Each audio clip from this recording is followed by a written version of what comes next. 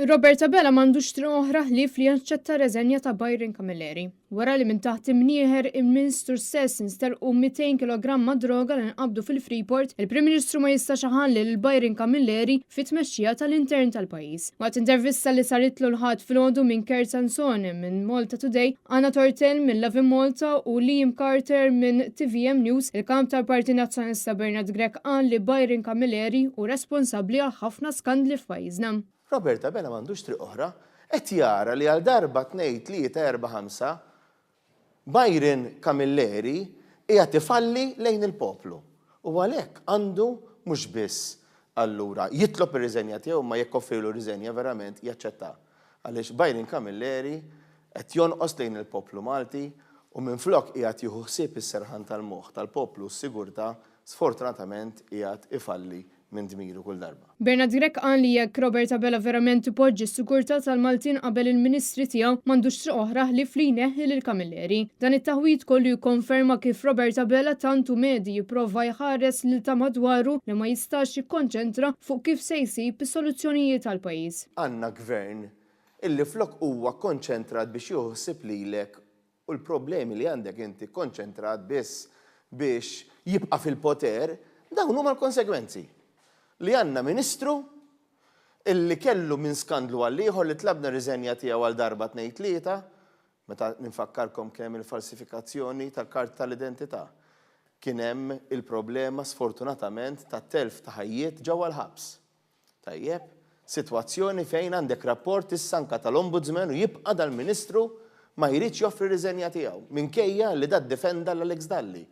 Tajjeb, akkosta kollox u jibqa' anke jiddefendi l-Alex Dalli il-Prim Ministru Roberta Bella saħansitra sal-lum. Fl-intervista Bernard Grech wieġeb għad ta' mistoqsijiet fuq temi differenti fosthom dwar is-surveys u l-futur tal-Partit Nazzjonalista. Aħna trasparenti, nirrikonoxxu n-nuqqasijiet tagħna u nibqa' ninsisti biex dawk in-nuqqasijiet tagħna intejbuhom u nindirizzawhom. Għal-mistoqsija dwar ir-riforma fl-inkjesti maġisterjali, Bernard Grech qal li dawk il-partijiet li jagħtu aktar drittijiet lill-vittmi jew lill-qraba tal-vittmi il-Partit Nazzjonalista mhux se jmisshom, iżda qal li gvern ma jista' qatt juża l-pożizzjoni tiegħu biex jalaq ħalq iċ-ċittadini u dan id-dritt gvern nazzjonalista jerġa' jagħtih lura lill-poplu. Li jekk Roberta Bella se jibqa' jistina rasu u bil-fors irid inaħħi dritt liċ-ċittadini, allura aħna fil-gvern se nkun qegħdin nagħtu mill-ġdid dak id-dritt liċ-ċittadini fil-waqt li nżommu dak kollu li fiha tajjeb din ir-riforma. Però nixtieq nagħmel kumment żgħir mingħajr ma ntawwal għalfejn qed jagħmel hekk Roberta Bella. Ejjew nifhmu għalfejn qed jagħmel hekk ta'. Għaliex? Għaliex lill-Avukat Ġenerali rnexxieli jikkontrolla. Lill-Kummissarju tal-Pulizija rnexxielu jikkontrolla. Tajjeb. Kellek diversi mbagħad materji oħrajn. Skużani ħanejlek mhux inti għax inti li tagħmel l-affarijiet kif suppost, imma l-PBS, l-Awtorità tax-Xandir jirnexxielu jikkontrollhom.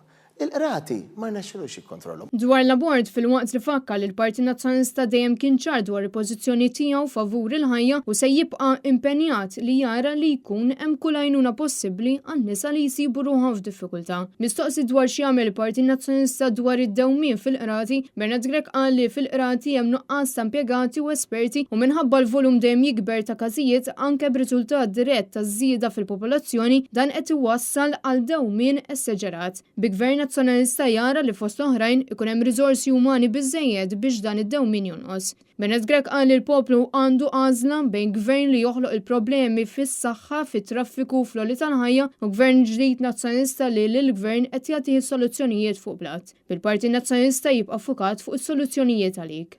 Inti li qed bagħti minħabba l-għoli tal-ħajja, inti li qed bagħti minħabba l-ambjent f'pajjiżna, inti li qed bagħti minħabba li qed teħel fi traffiku. Inti li qed bagħti minħabba li mhux qed issib dik il-mediċina illi inti suppost qed toħodha b'xejn mingħand il-gvern. Għaliex int investejt biex ikollok dak is-servizz tas-saħħa. Qed intuk is-soluzzjonijiet illum. Daw qed intuhom il-gvern. Il-gvern però ma jridx iwettaqhom. Aħna nibqgħu determinati biex bil-fiduċja tiegħek inwettqu dawn is-soluzzjonijiet bil-pjan tagħna li huwa bbażat fuq mudell ekonomiku ġdid li mill-kwantità immorru għal kwalità għax intek jixraqlek ħalli jkollok il-kwalità tal-ħajja li tixtieq biex int tgawdi lill-leżiż tiegħek.